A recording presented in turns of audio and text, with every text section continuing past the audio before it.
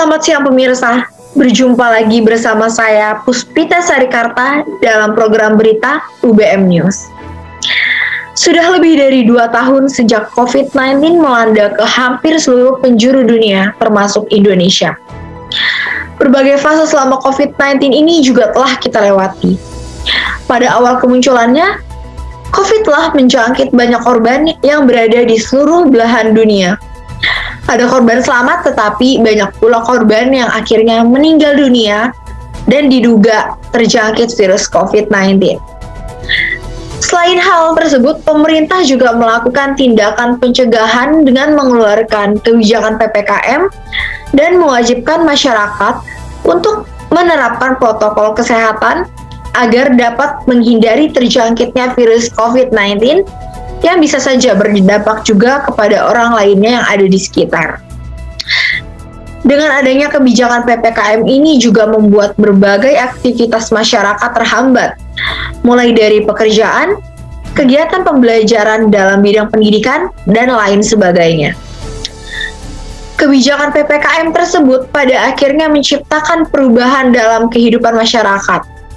Salah satunya adalah kegiatan pembelajaran dalam bidang pendidikan terpaksa tidak dapat dilakukan secara tatap muka atau berinteraksi secara langsung, melainkan diubah menjadi pembelajaran jarak jauh atau daring. Setelah kurang lebih 2 tahun masyarakat membatasi diri untuk melakukan aktivitas-aktivitas yang melibatkan banyak orang, akhirnya pada tahun 2022 ini kegiatan pembelajaran tatap muka sudah dimulai kembali walaupun belum 100%, dikarenakan adanya penurunan kasus COVID-19 yang cukup jauh. Berdasarkan informasi dari BBC News Indonesia, pembelajaran tatap muka atau PTM di Jakarta dan wilayah lain dengan status PPKM level 1 dan 2 berlangsung secara penuh mulai dari Senin 3 Januari 2022. Lalu mendapat tanggapan beragam dari para orang tua siswa. Pemerintah juga mengizinkan pembelajaran tatap muka atau PTM terbatas di daerah dengan level PPKM 1, 2, dan 3 mulai dari Januari 2022. Selain karena kondisi pandemi yang relatif terkendali, pemerintah menilai sudah saatnya siswa sekolah merasakan kembali pengalaman belajar yang sesungguhnya setelah hampir 2 tahun lamanya hanya belajar di rumah secara online. Ketentuan soal sekolah tatap muka di masa pandemi ini diatur dalam Surat Keputusan Bersama atau SKB 4 Menteri terbaru. Salah satu keputusannya yakni sekolah di wilayah PPKM level 1 dan 2 dapat menggelar sekolah tatap muka setiap hari dan jumlah siswa 100% dengan sejumlah ketentuan yang berlaku. Terkait dengan kasus ini, kita juga mengundang seseorang narasumber untuk bisa kita dapatkan informasi lebih banyak mengenai era new normal ini.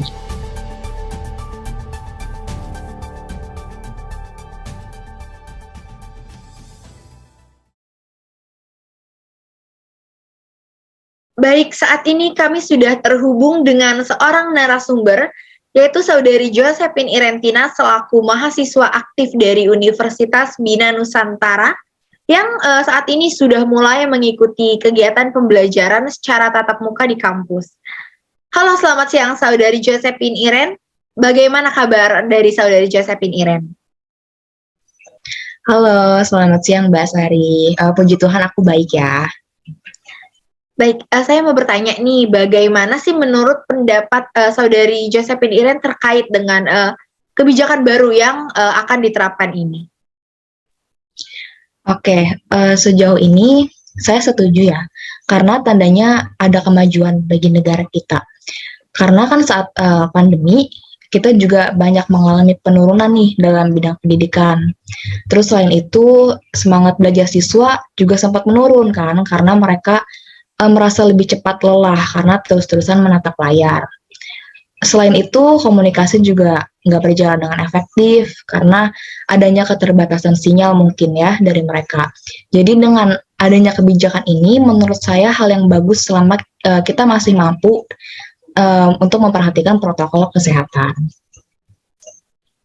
Baik, setelah merasakan sekolah dan kuliah online ya selama kurang lebih 2 tahun ini, dari awal tahun 2020 hingga 2022 ini, dan akhirnya mulai offline kembali, apakah ada perbedaan yang Saudari Josephine Iren rasakan ketika mengikuti pembelajaran online dan offline saat ini? Menurut saya tentu aja pasti ada, terutama ketika cara saya berinteraksi dengan dosen saya dan teman-teman saya. Nah, ketika kuliah online, saya sering merasa menutup diri saya karena tidak berani berbicara, sehingga interaksi saya dengan dosen pun kurang. Nah, namun ketika saya mulai kuliah offline kembali, saya merasa jadi lebih berani untuk berbicara dan menjawab pertanyaan dari dosen maupun teman saya, sehingga interaksinya tuh lebih berasa. Nah, selain itu, dengan kuliah offline, saya juga lebih mudah memahami materi. Berbeda ya ketika saat kuliah online. Karena ketika online, seringkali saya mengalami gangguan sinyal, sehingga saya tidak mendengar jelas apa yang dosen saya katakan. Baik, terkait dengan kendala-kendala yang tadi Saudari Iren telah sebutkan, apakah ada kendala lainnya? Sejauh ini tidak ada sih. Baik, saat ini bagaimana menurut Saudari Josephine Iren mengenai sistem perkuliahan di Universitas Saudari Iren sendiri? Dan apakah pembelajaran tatap muka tersebut sudah dilaksanakan 100%? Oke, untuk saat ini ya, sistem perkuliahan di kampus saya itu sebenarnya masih menjalankan sistem hybrid. Jadi ada yang online, ada yang offline juga. Kita masih belum bisa full online ya. Tapi di bulan September nanti, ketika memasuki semester baru, sistem perkuliahan di kampus saya itu sudah melakukan 100% kuliah tatap muka. Baik, apakah protokol kesehatan yang selama ini wajib diterapkan di kehidupan sehari-hari masih dilakukan ketika pembelajaran secara tatap muka di kampus Saudari Josephine Iren saat ini? Sampai sejauh ini sih masih, dan menurut saya itu cukup ketat diterapkan ya sama kampus saya. Karena biasanya sebelum masuk kita tetap harus cek suhu, terus wajib banget mengisi formulir kesehatan sehari-hari, nggak lupa juga harus memakai masker, terus menjaga jarak, dan jika memang tidak ada keperluan apapun, kampus kita tuh tidak memperbolehkan masuk, jadi tetap menjaga kapasitas minimal atau maksimalnya.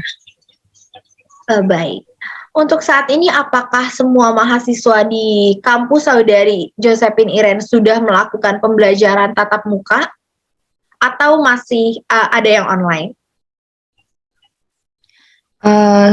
Untuk saat ini belum semua ya, baru seperti yang saya katakan tadi, jadi baru sebagian aja karena kita masih menggunakan sistem perkuliahan hybrid. Baik, setelah adanya perpindahan atau transisi nih dari pandemi ke new normal saat ini, apakah lebih banyak mahasiswa yang memilih atau berminat untuk mengikuti kegiatan pembelajaran secara tatap muka, atau lebih memilih yang sudah biasa ya, online yang sudah 2 tahun ini terjadi gitu?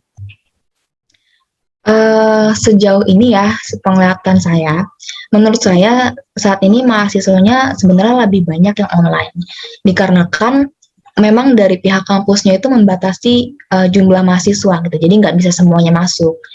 Nah, selain itu juga banyak mahasiswa di kampus saya yang memang berasal dari luar daerah, jadi mereka harus mencari kosan atau apartemen, jadi nggak bisa langsung offline. Lalu mungkin juga mereka belum mendapatkan izin dari orang tua untuk kuliah tatap muka gitu. Baik, apakah ada perubahan yang dirasakan saat kegiatan pembelajaran tatap muka sebelum pandemi COVID-19 dan kegiatan pembelajaran tatap muka setelah pandemi COVID-19? Kalau untuk perbedaan itu pasti ada ya. Cuma perbedaannya itu mungkin kalau sebelum pandemi kita terbilang lebih bebas. Sekarang kan karena setelah pandemi tuh harus jaga jarak, terus masker nggak boleh lupa, terus harus cek suhu. nggak bisa kerumunan. Jadi perbedaannya itu lebih ke terasa lebih sepi aja gitu dibandingkan sebelum waktu pandemi. Baik, bagaimana kesiapan Anda menyambut era new normal ini dengan mengikuti kegiatan pembelajaran tatap muka secara langsung?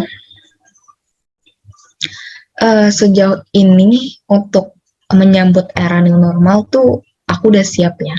Karena menurut aku yang paling penting itu kita udah vaksin lengkap. Terus tetap mematuhi protokol kesehatan yang ada gitu, jangan karena memasuki era new normal terus jadi lupa sama protokol kesehatan gitu kalau dari aku. Baik. Apakah ada pesan yang ingin disampaikan nih dari saudari Josephine Iren kepada para pemirsa yang sedang menonton tayangan ini? Mungkin ini ya, buat pemirsa di sana, jangan lupa untuk vaksin lengkap supaya kita dapat membantu mengurangi penularan virus. Terus tetap diterapkan juga protokol kesehatannya. Walaupun kita udah mau memasuki era new normal, tapi tetap jangan lupain. Dan buat pemirsa yang pernah merasakan dampak dari COVID-19 ini, tetap semangat dan terus berdoa karena sebentar lagi ya semoga kita bisa memasuki era new normal. Itu aja dari saya, terima kasih. Baik, sudah cukup jelas ya informasi yang kami terima dari saudari Josephine Iren. Sebelumnya terima kasih banyak kepada saudari Josephine Iren telah menyempatkan waktunya untuk berbincang-bincang bersama kami di UBM News ya. Terima kasih. Terima kasih. Baik pemirsa, berita tersebut sekaligus menutup perjumpaan kita pada hari ini. Saya Puspita Sarikarta mohon pamit undur diri. Sampai jumpa di UBM News.